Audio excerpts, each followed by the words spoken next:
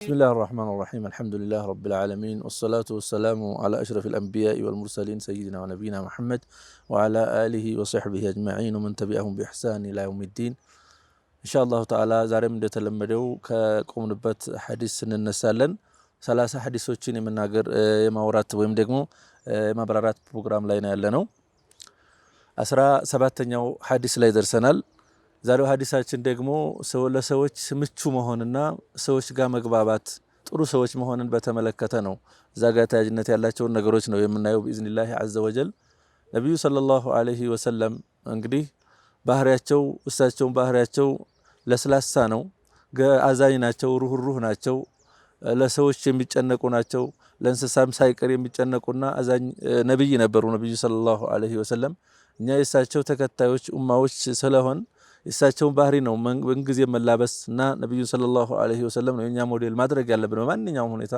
በማንኛውም እንቅስቃሴ በማንኛውም ተግባራችንና ስራችን ሐረካ ሰከናችን ነብዩ ሰለላሁ ዐለይሂ ወሰለም ቁድዋ ልናደርግ ይገባል ለኩም ፊ ረሱሊላሂ ለቀድ ካነ ለኩም ፊ ረሱሊላሂ ኡስወቱን ሐሰነቱን ሊመን ካነ የርጁላህ ወልየውመል አኺር አላህና የመጨረሻውን ቀን የሚፈልጉ ሰዎች ለበረሱሉ ሰለላሁ ዐለይሂ ወሰለም ለነሱ መልካም አርአያ አርገንላቸዋል ሆኖላቸዋል መልእክተኛውን ይከተሉ ያለ አላሁ ዐዘ ወጀል ቀስቀሳ ያደርጋል ያግባባል ስለዚህ ነብዩ ሰለላሁ ዐለይሂ ወሰለም ምን ይላሉ ሙእሚን ምን መሆን አለበት የሙእሚን ባህሪ ምን መምሰል አለበት ምንድነው ማድረግ ያለበት ሙእሚን አልሙእሚኑ ሀይኑል ለይን ይላሉ ሙእሚን ገር ነው አዛይ ነው ለስላሳ ነው ለሰው የሚመች ነው እንደው የሚጎረብጥ የሚያስቸግር ሰዎች ሊቀርቡት ምቹ ያልሆነ ሳይሆን ማንኛውም ሰው እሱ ጋር ሊቀርብ የሚመችና የጥሩ ሰው ነው ለሰው የሚመችና ለሰው አቅራቢ ነው አማኝ ሲባል ይላሉ ነብዩ ሰለላሁ ዐለይሂ ወሰለም እንደዚህ አይነት ባህሪ ደግሞ ካለው አላሁ ዐዘ ወጀል ነብዩ ሰለላሁ ዐለይሂ ወሰለም ይላሉ እንደ አይነት ባህሪ ያላቸው ሰዎች ለስላሳ የሆኑ ሰውን የማይጎረብጡና ለሰው የማያስቸግሩ በተለያዩ ሁኔታዎች ባህሪያቸው በጣም አስቸጋሪ ያልሆነ ድርቅና ያለባቸው ሰዎች ካልሆኑ አላሁ ዐዘ ወጀል ይወዳቸዋል ጀነትም አላህ እሳትም በእነሱ ላይ እርም አድርጓል አላሁ ዐዘ ወጀል ይላሉ هذا قال رسول الله صلى الله عليه وسلم الا اخبركم بمن يحرم على النار او بمن تحرم عليه النار تحرم على كل مسلم هين لين سهل ይላሉ رواه الترمذي وقال حديث حسن እሳት እርም የምትሆንባቸውን ሰዎች አልነገራችሁም ምን ልንገራችሁ እሳት የማይገቡ መግባት ይቅርና እሳትም የምትሆንባቸው ወርሳት የማይቀርቡ የሆኑ አካላቶችን ልንገራችሁ ይላሉ ነብዩ ሰለላሁ ዐለይሂ ወሰለም ከዛም ምን አሉ እሳት حرام ነች ወይም ደግሞ እሳት ፈጽሞ አይገቡም አሉ ምን አይነት ሰዎች ከሆኑ ሀይኑ ለይን ሰህል ገር የሆኑ ሰዎች ለሰዎች ምቹ የሆኑ ለሰው የሚጨነቁ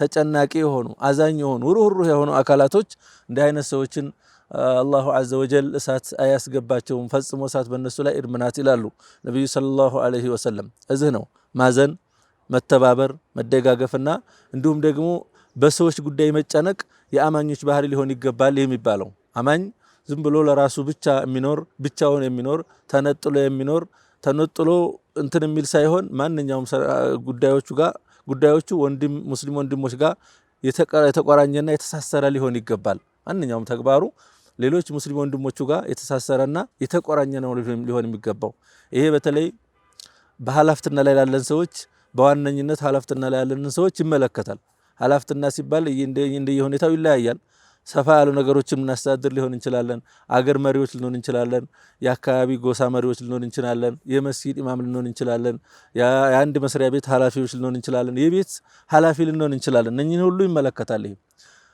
የአገር መሪ ሲሆን ለምሳሌ አጠቃላይ ማህበረሰቡን ወይም ደግሞ ኡማውን ሲመራ መብራት ያለበት ለስለስ አድርጎ አቃሎ ቀለል ብሎ ሰዎች ከበድ ያለ ነገር ካለ ያን የከበደውን ነገር ወይም ደግሞ አይሰሩን ነገር እየመረጠ በዚህ መልኩ በፍትህ ነው ሊመራ የሚገባው ኡማውን የሚያስቸግር ነገር ሊፈጽሙት የማይችሉት ነገር ወይም ደግሞ በሂደትም እንጂ አንድ ጊዜ ሊያደርጉት የማይችሉትን ነገር ማድረግ አለባችሁ ሁሉ ማጨናነቅና ማጣበብ አይኖርበትም ሰህል ነው መሆን ያለበት የሚያቃልና ቀለል ያለ የሚያገር አይነት ሰው እንደ አይነት ሲሆን ነው ነብዩ ሰለላሁ ዐለይሂ ወሰለም አንድ ነገር ከታጋጠማቸው ወይም ደግሞ ሁለት ነገሮች መካከል አማራጮች ካሉ መختار الا ايسرهما ይላሉ ቀላሉን ነበር ይመርጡት ወይም ደግሞ የተሻለው ለኡማው ቀለል የሚለው ለሰሃቦች የሚገራቸው ነበር የሚመርጡት ምናልባትም የአላሁ ዐዘ ወጀል ሁሩማቶች ወይም ደግሞ አላህ ከልከላዎች ሳልተጣሱ ድረስ ወንጀል እስካልተሰራ ድረስ ከወንጀል ውጭ ከሆኑ ጉዳዮች ወይም ደግሞ የሚሰሩ ነገሮች ሁለት ነገሮች ካሉ ቀላሉን ነው የምንመርጠው። በኃላፊነት ያለን ሰዎች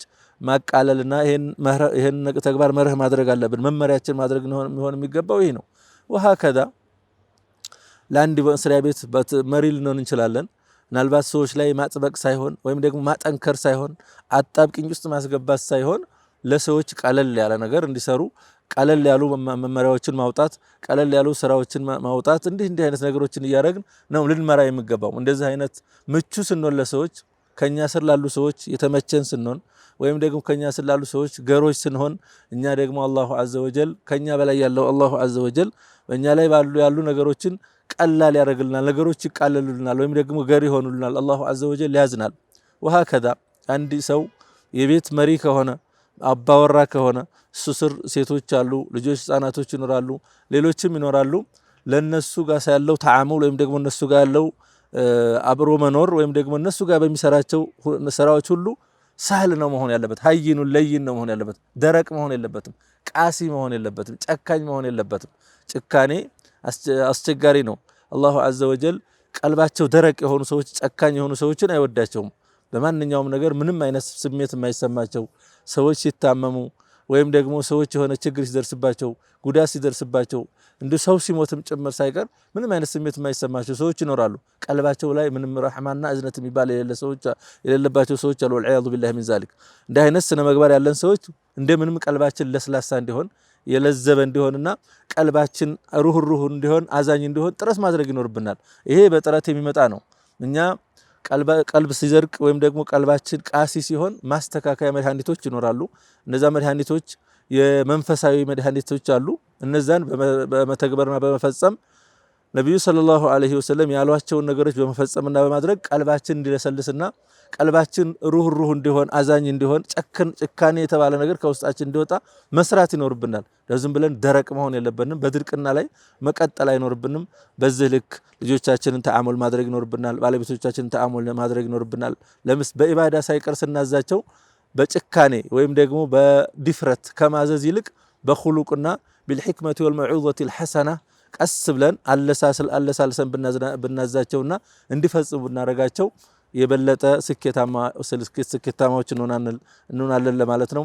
የዛሬው ፕሮግራማችን ኢንሻአላሁ ተዓላ በዚህ እናቋጫለን። የቀጥለው ፕሮግራም እስከምንገናኝ ድረስ አላሁ ዐዘ ወጀል በሰላም ያቆየን። ሰላም አለይኩም ወራህመቱላሂ ተዓላ ወበረካቱ።